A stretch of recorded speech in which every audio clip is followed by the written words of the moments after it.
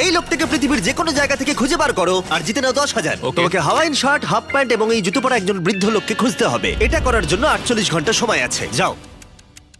আমি যাব ওকে আমি এখন যাচ্ছি কাবো, কারণ আমার ছবি দেখে মনে হচ্ছে লোকটা সমুদ্রের কাছাকাছি থাকে। আমি এই মিস্টার ইমোজিকাইকে খোঁজার জন্য যা খুশি তাই করতে পারি। যখন আমি প্রথম মেক্সিকো গেলাম, প্রথমেই আমি একটা বোট রেন্ট নিলাম। আমি অনেকগুলো বয়স্ক মানুষ দেখলাম, কিন্তু কেউ তাদের মধ্যে হাওয়াইন শার্ট পরেছিল না। ওরা ওখানে অনেকজন ছিল, কিন্তু তাদের মধ্যে কেউই একটা হাওয়াইন শার্ট পরেছিল না। আমি একটা পারফেক্ট ম্যাচ খুঁজে তো পেলাম, কিন্তু উনি এটা খেলতে চান না।